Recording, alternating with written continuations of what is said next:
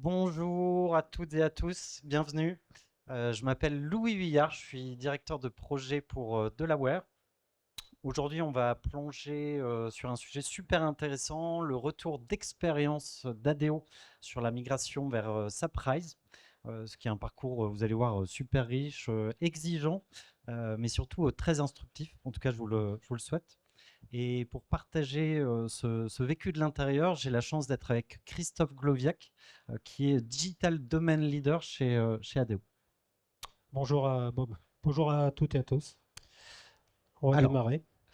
avant d'entrer dans le cœur du sujet, on va prendre un instant pour découvrir ADO. Christophe, est-ce que tu peux nous rappeler en quelques mots l'identité d'ADO et les piliers qui structurent sa stratégie? Ok, donc dans la salle, peut-être tout le monde ne connaît pas ADO. ADO, donc, c'est un groupe français qui rassemble un écosystème d'entreprises au service de l'amélioration de l'habitat. ADO est le leader en Europe et on est le troisième acteur au monde sur le marché de l'aménagement et du bricolage. Super clair. On voit qu'ADO est présent sur de nombreux territoires, mais concrètement, comment s'organise ce réseau mondial? Alors, ce réseau mondial, on était un peu vite, je sais pas, sur ADO, mais je peux revenir en 30 secondes sur ADO. J'aurais bien aimé quand même préciser deux, trois choses, si ça ne te dérange pas, Louis. Vas-y. Important aussi, c'est au centre de ce premier slide qui représente ADO, c'est notre raison d'être. Et notre raison d'être, pour moi, est importante. Hein. We make home a positive place to live. Elle incarne en fait à la fois la mission et les valeurs d'ADO. Elle signifie qu'ADO s'engage au quotidien à améliorer la vie à la maison en apportant des solutions durables, accessibles et adaptées à chacun. Donc ça, c'est super important. Et on a une stratégie en fait d'impact positif, donc c'est ce qu'on voit à la partie droite, impact positif qui se repose sur deux piliers importants pour nous, qui est le développement humain et également l'amélioration de l'habitat. Ces deux piliers seuls ne fonctionneraient pas, ils sont très proches, ils sont très liés. Mais en fait, on a en fait au sein de notre épisode d'ADO, on a notre ADN. L'ADN, c'est la culture du partage. Et cette culture permet de cimenter ces deux piliers.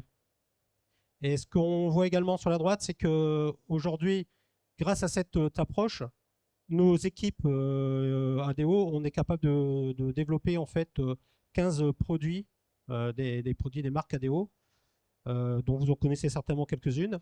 Et cette offre spécifique ADO est distribuée en fait sur la partie gauche du slide dans, dans des entreprises. Donc il y a deux types d'entreprises. Des entreprises, des business units plus orientés particuliers.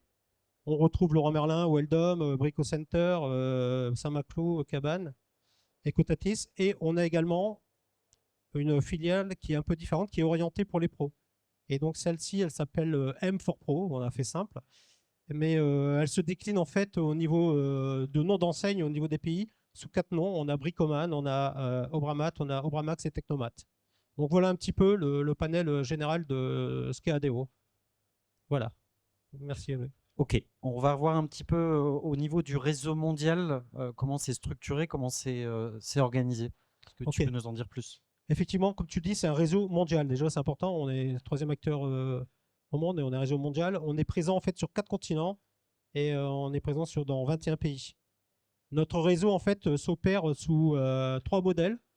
On a un modèle, on va dire, traditionnel avec des magasins et accouplé en fait à des sites web, voire des marketplaces. On a un deuxième modèle qui est un modèle distributeur. Donc là, on s'appuie sur des partenaires dans lesquels on vend nos produits marque propre. Et on a un troisième modèle qui est enfin, un modèle pur player 100%, où on vend nos produits toujours marque propre, mais sur des marketplaces de ces pays. Alors, derrière cette présence, il y a évidemment des chiffres, des indicateurs clés. Quelle est la dynamique d'ADO aujourd'hui? Oui, comme toute entreprise, la performance est au centre de préoccupation. Je ne vais pas détailler l'ensemble des chiffres, je vais en citer quelques-uns par groupe. Donc, on a le premier groupe, Human First. Je dirais simplement deux choses. Nous sommes 115 000 collaborateurs, tous leaders aujourd'hui. On appelle ça des leaders. Donc 115 000 collaborateurs au sein d'ADO au monde, et 62% d'entre eux recommandent de travailler chez ADO. Donc ça, c'est une image importante pour nous, de l'engagement en fait, de ces collaborateurs au sein d'ADO. Pour le groupe Positive Homme, je citerai deux choses. 13%, c'est la réduction de CO2, de l'émission de CO2 en 2024, hein, c'est le chiffre 2024. Donc c'est très important par rapport à notre objectif, à notre raison d'être. Et j'espère que cette année on continue et qu'on pourra également sortir un nouveau chiffre un nouveau nombre pardon, à deux chiffres, une nouvelle réduction à deux chiffres. Et additionnellement à cette réduction de CO2, on travaille également sur les ressources. Et on a réussi en fait en 2024 à trier et à valoriser en fait nos déchets pour 79% de nos déchets. Et enfin le dernier pavé, donc on l'appelle We Are ADO, donc vous avez bien compris, c'est les pavés plus orientés économiques, performance économique. Là je citerai deux chiffres. Notre volume d'affaires qui était de 31,5 milliards en 2024. Et ce qui est important également, c'est dont 20%, à peu près, 19,7, presque 20%, ont été réalisés par la fameuse marque M4 Pro. Très bien. Maintenant qu'on a le contexte, est-ce que tu peux nous expliquer ce qu'est SAP Smart et les domaines fonctionnels qui sont couverts par la plateforme? Oui, c'est pour donner un peu effectivement encore plus de contexte à notre fameuse migration Rise, vers Rise. Donc effectivement, SAP Smart, il y a deux noms, il y a SAP et Smart. Donc Smart, en fait, c'était le nom du projet. C'est un projet qui a été initié en 2017, hein, ça date déjà un peu. Projet qui a été initié en fait avec les BU de la marque M4 Pro, uniquement les BU européennes. Et c'était une transformation non pas digitale au départ, c'est une transformation des gestes métiers, une transformation métier qui en fait couvrait trois domaines. Vous allez voir, c'est pas rien pour le retail, hein, c'est tout ce qu'on appelle le back en fait du retail. Il y avait le domaine offre avec tout ce qui est référencement des produits, d'abord référencement des partenaires, des fournisseurs, des clients, référencement des produits. On avait tout ce qui était prix d'achat, prix de vente, donc la gestion des prix d'achat et détermination des prix de vente. Pour la partie offre, pour la partie supply, on avait tous les processus de circuit logistique et je peux vous dire, il y en a quelques-uns de circuits au sein des BU M. On a tout ce qui est repository, repository des commandes fournisseurs, des réceptions, tout ce qui est mouvement de stock et stock. On couvre également tout ce qui est KPI de stock. Et pareil, là, on a beaucoup de différents KPI de stock à publier chaque jour et en temps réel. Et enfin, on a également tout ce qui est, et ça c'est un peu particulier, dans le périmètre fonctionnel, on avait également tout ce qui était exécution logistique en magasin. Exécution logistique des flux entrants, mais également des flux sortants, c'est-à-dire tout ce qui est commande client avec leur préparation, les contrôles et la délivrance jusqu'au client ou jusqu'au chantier du client. Et enfin, le domaine finance. Donc là, le domaine finance, ça couvrait toutes les comptabilités.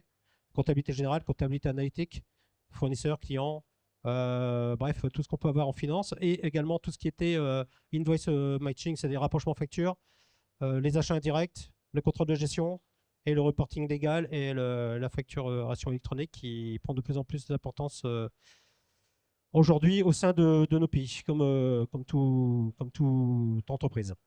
Et donc, ce périmètre fonctionnel Smart, à la fin de l'étude, on a décidé de mettre en place SAP. Donc voilà un petit peu pourquoi le nom SAP Smart. Effectivement, SAP va couvrir l'ensemble de ces domaines-là. Et si maintenant on fait un zoom sur les différents modules qui sont utilisés, comment se compose la solution Smart en termes de modules? Alors, très bonne question. Donc il y a deux gros composants. On a S4HANA d'un côté et on a CAR de l'autre côté. Au niveau, S4HANA for Retail, of course. Au niveau des modules, on a ajouté des modules additionnels. C'est les briques que j'ai matérialisées en jaune. Des briques additionnelles des modules SAP additionnels pour répondre plus finement à certains besoins métiers. Donc, on a pris MDG pour tout ce qui est workflow fournisseur. On a pris Vistex pour ce qui est simulation des prix. On a pris IWM et DAS pour tout ce qui est exécution logistique en magasin. On a pris également Vistex pour tout ce qui est rapprochement facture et IC44 pour tout ce qui est OCR. Voilà. Et on a pris BPC, toujours pour la finance, et DRC, un nouveau produit pour tout ce qui est reporting légal.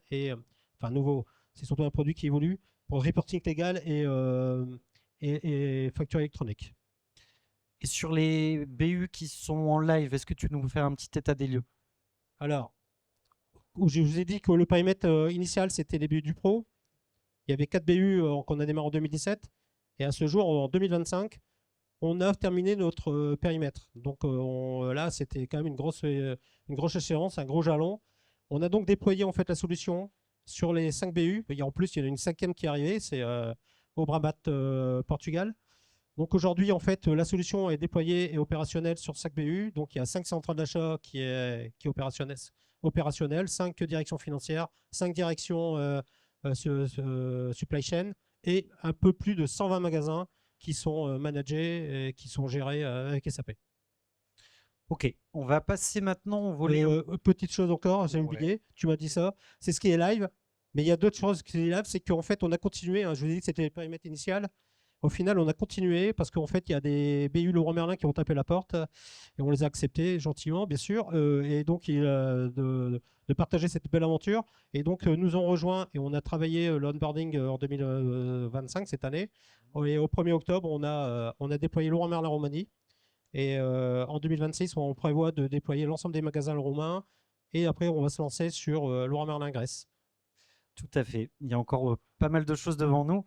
Alors, sur le volet plus technique et au niveau de l'architecture de Smart, est-ce que tu peux nous expliquer l'organisation des systèmes, ce qu'on appelle les chaînes M, les chaînes LM, et puis ce qui est qualifié de One Workbench? Ok. Alors, là-dessus, on voit effectivement, initialement, il n'y avait qu'une chaîne. Hein, on a démarré avec les M. Donc, une chaîne composée de 5 environnements. Un environnement de dev, un environnement, ce qu'on appelle SIT, pour faire des tests techniques et les recettes unitaires.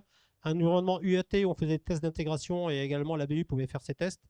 Un environnement de pré-prod, certains disent que ça ne sert à rien. Nous, on a trouvé que c'était très utile pour faire les tests de performance avant de mettre en production. Très utile pour valider en fait toute mise en production.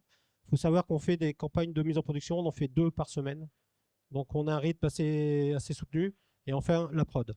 Donc ça, c'était la première chaîne. Quand Leroy Merlin a décidé de nous rejoindre, on a décidé de créer une nouvelle chaîne. On avait 2 options, soit de créer une nouvelle chaîne complètement séparée, comme on aurait pu le faire souvent. Et là, on a décidé, comme tu dis, de garder qu'une seule dev. Donc on est parti sur une solution One Workbench, One Custo. Donc il n'y a que des avantages. On n'y voit que des avantages pour l'instant. C'est que nos business units, lorsqu'ils ont un nouveau besoin, elles sont obligées de discuter entre elles. Parce que nous, on construit qu'une solution pour tout le monde. 2, ça fait gagner en fait des coûts, hein, parce qu'on n'a qu'une maintenance, on n'a qu'une solution, donc on réduit en termes de maintenance, ça c'est indéniable. Et 3, c'est une solution qui est très scalable, parce qu'en fait cette option-là, si demain une autre BU un peu plus importante, on va dire en termes de magasins et chiffres, souhaite me rejoindre, moi je peux très facilement, techniquement, ça va me prendre très peu de temps à ajouter une ligne additionnelle, et ça marchera toujours aussi bien. Ok, on a vu la vision technique. Maintenant, on va regarder quelques chiffres, hein, les volumes clés, parce que c'est un système qui est utilisé de façon intensive et une plateforme assez robuste. Est-ce que tu peux nous en dire plus? Oui, donc les chiffres là concernent que la branche M, parce que c'est celle qui est concernée pour la migration, étant donné que la branche LM, on l'a construite directement dans Rise. Donc on a dû migrer donc 36 SID, dont 7 de prod. Ça concernait 350 serveurs. Au niveau taille de données, on a 4 Tera sur notre base S4HANA pour nos 5 business units et 2 Tera pour car. C'est une solution qui est très sollicitée. On a beaucoup d'utilisateurs. Aujourd'hui, on a 20 comptes utilisateurs, enfin 20 000 pardon, comptes utilisateurs actifs. Et ce qui est impressionnant aussi, c'est on a quand même, impressionnant pour moi en tout cas, peut-être pas pour vous, mais voilà, on a 6 millions d'appels API. Donc c'est une solution qui est très sollicitée tous les jours par des applicatifs périphériques. Et ces applicatifs périphériques concernent des applicatifs de commerce, de vente, et aussi en fait des applicatifs mobiles qu'on a développés en parallèle de SAP en fait. Hein. Pour tout ce qui est en magasin, on a décidé de faire le front en dehors de SAP, mais par contre le back reste SAP, donc c'est énormément sollicité chaque jour. Donc on est obligé d'avoir des temps de réponse excellents, et on est obligé d'avoir une plateforme disponible 24/7 quasiment. Alors, je pense qu'on a une bonne vision de l'écosystème actuel. Maintenant, la grande question, c'est pourquoi aller vers Rise? Alors pourquoi aller vers Rise? Pour différentes raisons. La première, je les ai citées là, c'est notre ancien contrat était en fin de vie, enfin il était déjà échu. Et donc, il fallait renégocier. Et on avait possibilité, en fait, de lancer un contrat. Il était sur un nombre d'utilisateurs fixe, figé. On était en single metric. Et comme vous avez vu, en fait, on a une nouvelle BU qui est arrivée au Brabant de Portugal. Donc, ça fait des personnes en plus, des besoins de comptes supplémentaires. En toute transparence, en fait, on aurait pu acheter des blocs additionnels. Je regarderai pas mon account manager dans dans la salle, mais voilà. Donc, le board nous a dit quoi? Nous a dit tout simplement, le board SAP, bah voilà, vous pouvez continuer sur votre ancien contrat, mais je vais faire simple. Un bloc de base 100 me comptait à plus 1, année plus 1, plus 2, plus de 300, et à année plus 3, 500. Donc, ça va refroidir un petit peu. Et le deuxième point est très lié au premier, c'est qu'en parallèle, j'ai une extension. Donc, en tant qu'actionnaire de ma boîte, je suis très heureux que ça marche, que nos business units créent encore des magasins, ouvrent des magasins, qu'ils ont une expansion vraiment. Je prends l'Obramax qui ne faisait pas partie en fait de la migration, mais qui fait partie du contrat. Obramax au Brésil compte passer de 3 à 30 magasins en 3 ans. Comme je vous l'ai expliqué, on a des BU Laurent Merlin qui nous ont également rejoints. Et Laurent Merlin n'était pas prévu au contrat initial historique. Donc on était obligé d'avoir un nouveau contrat, et tout nouveau contrat avec SAP, c'est avec du RISE également. Donc voilà pourquoi, deux raisons, pourquoi on est parti sur RISE. Troisième raison, si on veut bénéficier, et ça je le penserais sincèrement, des innovations techniques de SAP qui sont nombreuses et qui sont beaucoup plus à fréquence beaucoup plus importante qu'auparavant, il faut être sur RISE et il faut avoir une solution up-to-date. Ensuite, on a eu, après certaines négociations, au niveau prix, c'était compétitif si je comparais en fait à ce que je savais faire précédemment en on-prem, et prix compétitif avec des services additionnels. Si je suis parti, c'est pas comme ça pour dire il me fallait de l'assurance. Et c'est pour ça qu'on a réussi, on a négocié, on a eu des bons services additionnels. Hein. Le iOS, hein, Enhanced Operation Service, ce qui permet d'avoir en quelque sorte une équipe dédiée, nommée. Et ça, c'est super important lorsqu'on est sur RISE. Sinon, ça peut être très vite compliqué. On a pris des options supplémentaires pour avoir une architecture HEDR, c'est-à-dire haute disponibilité avec un DRP, un Disaster Recovery. C'est super important pour nous. Et grâce à ces options-là, on a pu obtenir un SLA de 99, dont SAP s'engage à une disponibilité de nos environnements à 99,9% pour la prod et à 98% pour la non-prod. Ce qui n'est pas le cas si vous n'avez pas contracté ces services-là en toute transparence. Voilà pourquoi on est allé sur RISE. Alors, comme tous les projets d'envergure, il y a dû y avoir quelques défis. Est-ce que tu peux nous présenter les principaux challenges de cette migration vers SAP RISE? Alors, les challenges ou défis, c'était déjà, il fallait à tout prix, pour que ça fonctionne sur une migration technique, hein, c'est vraiment pure technique, il faut être transparent avec le métier, donc avec une business unit. Quand je dis transparent, il faut transparent et communiquer en fait. Hein. Transparent pour leur expliquer ce qu'on allait faire, pour expliquer quels sont les éventuels risques et contraintes qu'on pourra être peut-être, qu'on va devoir peut-être surmonter. Bref, il faut vraiment faut vraiment que la business unit, même si elle ne va pas intervenir techniquement, elle doit se sentir concernée, et elle doit être intégrée en fait à ce type de projet stratégique. Ensuite, on a dû s'engager sur un downtime. Alors, on m'a demandé, c'est la contrepartie à des business, il me dit Christophe, il faut combien de temps le downtime, donc combien de temps va être coupé la solution en smart, la solution SAP. Concrètement, je vous le dis franchement, au début, j'avais dit entre 12 et 16 heures, mais c'était vraiment au doigt mouillé, on ne savait absolument pas. Et au bout d'un moment, on va dire en janvier, sachant que on a fait la migration en mars, fin mars. En janvier, il fallait donner une réponse définitive. Vous allez me dire, c'est pas compliqué, 12-16, j'ai dit 14 heures. 14 heures, alors que je vous verrai par la suite, c'était complètement, c'était un peu à Ambitieux. l'inconnu, plus qu'ambitieux et très inconnu. Voilà, donc, mais de temps en temps, il faut faire des paris. Et on m'a demandé ça, donc ça, voilà, c'est un challenge. Le troisième challenge, c'est qu'en parallèle de cette migration technique, on a plein de projets connexes, des projets plus métiers, style l'onboarding de Laurent Merlin Roumanie. Par exemple, on a mis en place des DMS dans 2 business units connectés à SAP. On a ouvert une BU en même moment, 15 jours avant la migration. Et en fait, ce qu'on m'a dit, Christophe, tu peux y aller, sauf que tu n'as pas le droit de retarder les autres projets. Donc ça, c'est un challenge, de rien. Et le dernier, ben, c'est qu'en fait, on était également, on avait un contrat qui disait qu'à partir du 1er avril, il faut vraiment être migré. Sinon, je payais à la fois ma solution on-prem et la solution Rise. Donc, j'avais pas le choix. Et j'avais une deadline. Il fallait qu'au 1er avril, tout soit terminé. Et plus concrètement, quelles sont les étapes clés pour préparer la migration?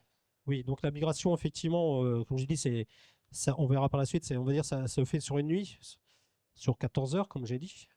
Ceci dit, il faut vraiment préparer une migration technique de ce type. Ça commence par la partie réseau. Ça paraît bête, mais ça prend beaucoup, beaucoup de temps. Il faut vraiment le prendre d'entrée de jeu. Déjà, en fait, de l'air de rien, on a des équipes réseau et sécurité côté ADO très compétentes et qui sont très exigeants. Et en face, on a SAP avec des équipes également compétentes, mais avec pas forcément les mêmes exigences. Donc au final, il faut trouver des terrains, des compromis, terrains d'entente. On a trouvé, bon, pour fonctionner, on a une solution réseau qui fonctionne très bien, ça tourne. La deuxième action, ça paraît bête, c'est maîtrise des flux. Indispensable de bien cartographier tous les flux que vous avez entre la solution RISE ou SAP, pardon, et le reste de l'écosystème technique et informatique de la BU. Il ne faut rien rater, sinon le jour J, ben, ça ne va pas fonctionner. L'infrastructure, on a dû également travailler. On parle de migration SAP, migration RISE, c'est pas que du SAP. En fait, lorsqu'on fait une telle migration, votre infrastructure, il faut la revoir potentiellement un peu, beaucoup, ça dépend. Nous, on a dû revoir en fait tout ce qui est partie serveur d'échange. On n'était pas sur les technos acceptés par RISE, donc on est passé en CFS. On a dû revoir en fait tout ce qui était solution printing sous CUPS et le scheduler qui est externe chez nous, sous AWA. Ce qu'on avait avant, ça ne fonctionnait plus, c'était plus dans les exigences SAP, RISE. Donc on a dû tout remettre au carré, tout remettre au propre. On a également, on avait en on-prem la solution SLC, peut-être certains utilisent, hein, Secure Login Server. Ça permet notamment de se connecter en mode SAP-GUI, mais avec un single sign-on. Et ça, c'est pareil, on a dû le passer sur BTP, donc on l'a fait en avant de phase. Et ensuite, on a construit les serveurs avec SAP, définir ce qu'on avait besoin, etc., des serveurs RISE. Et enfin, c'est la préparation en fait de la réplication de la base de données. C'est clair qu'il faut anticiper cette phase-là, surtout quand on a 4 Tera et 2 Tera. Il faut anticiper et il faut même, on a migré une partie en avant de phase, sinon on ne tenait pas les 14 heures. Ok, maintenant on va regarder un petit peu le déroulement d'un projet de migration sur Rise, de la préparation jusqu'au Go Live. Est-ce que tu peux nous guider dans ces différentes étapes? Oui, donc en fait, comme je l'ai dit, on a démarré par les préparations en juin. Ça s'est étalé de juin à mi-octobre. Donc quand on avait tout préparé, tout était carré à ce niveau-là, on pouvait se dire, voilà, on va démarrer la première migration. Et en fait, on a enchaîné les migrations des non-prod de mi-octobre à mi-décembre. On a fait la sandbox, je n'avais pas dit, mais c'est un petit environnement en plus, un bac à sable pour jouer un petit peu. On a fait notre dev, notre SIT, notre UAT. À mi-décembre, on avait terminé tout le non-prod, ce qui permettait en fait aux équipes de resetter correctement l'ensemble des flux et valider qu'il n'y avait pas de régression fonctionnelle malgré tout. C'est quand même plus rassurant. Et ensuite, le Go Live, c'était le 23 mars. Et avant le Go Live et avant de faire la pré-prod, on a souscrit en fait un service additionnel chez SAP pour réduire le temps de downtime. Par défaut, le downtime sur une seule étape, la dernière, la plus longue côté SAP, c'est 14 heures si vous ne faites rien. Donc on a souscrit